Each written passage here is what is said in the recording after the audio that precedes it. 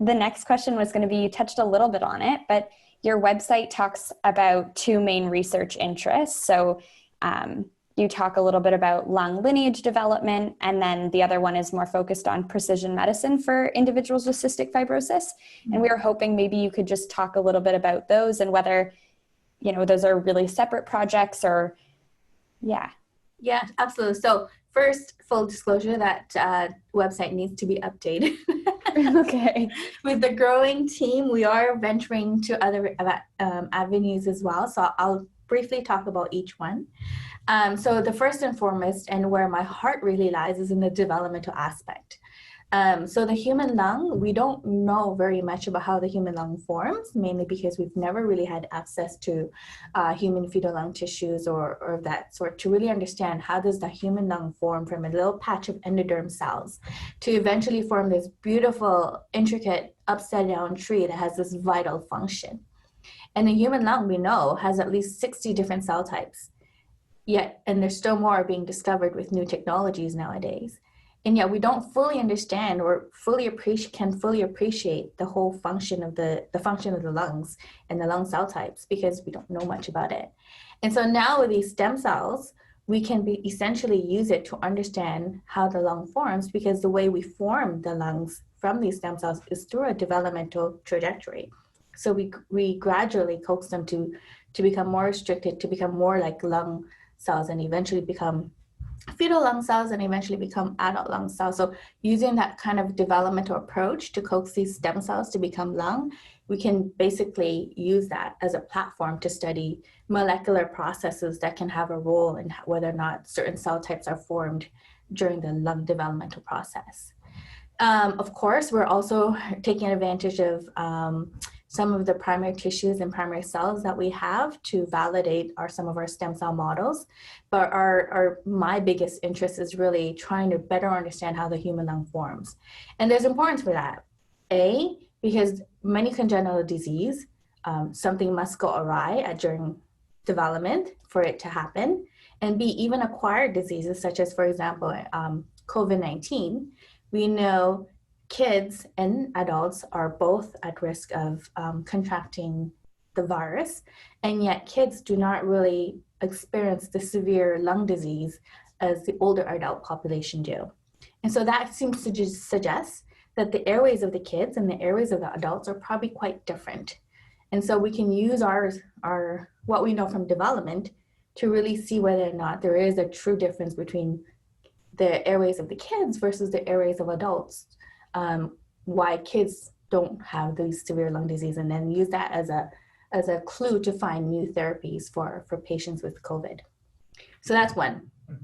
And it kind of ties into some of the COVID projects that we're doing as well, is basically trying to model this, why, immature lung is not susceptible to COVID severe lung disease as opposed to very adult, older, immature lung.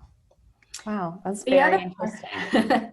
The other part is precision medicine, as you said. And so here we're really focused on CF, but it's completely applicable to many other lung diseases that we're not necessarily working on right now, but will eventually in the future.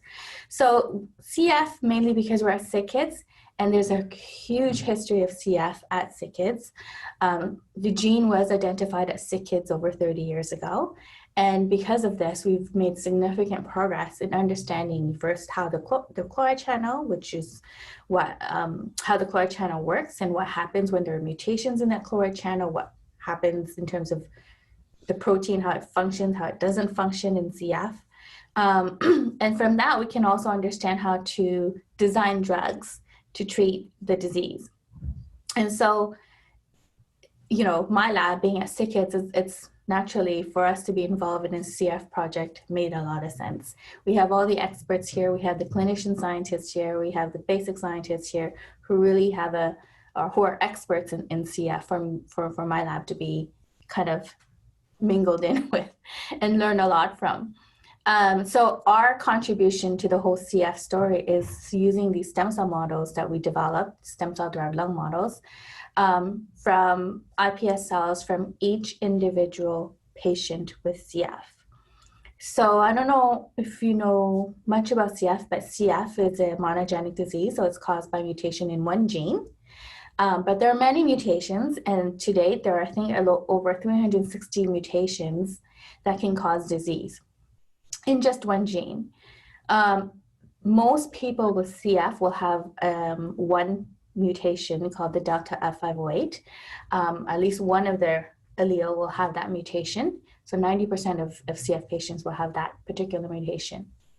But the responses or the phenotype that each individual patient experience varies quite significantly.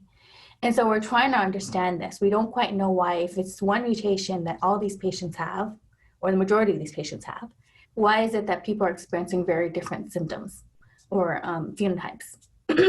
And likewise, when we treat them with drugs, they all respond very differently as well.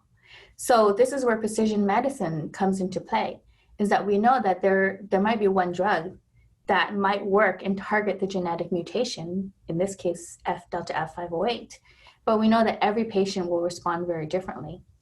And so to have the models, the iPS cell-derived lung models from each patient, to screen for the compounds that we think might work, or even the ones that we may not think work, but maybe work, and then predetermine whether or not it would work for the patient before the clinician decides, okay, let's give this patient this particular combination of drugs, is going to be extremely powerful. That's the gist of it. Also, because these drugs are super expensive, they cost on average around $300,000 per year, and CF patients need to take it for a lifetime. So you can imagine that breaks the piggy bank quite easily. And Yeah. so, having some kind of a diagnostic, if you will, to kind of tell or help the clinicians assess whether or not the drugs will work is going to be extremely powerful and very valuable in the way forward in terms of medicine, I think, in the future. Yeah. Amazing. The continuation, I think, as well, from the discovery of the gene at Sick Kids to the work you're doing now is pretty incredible, to say that it's all kind of come a long way. Exactly.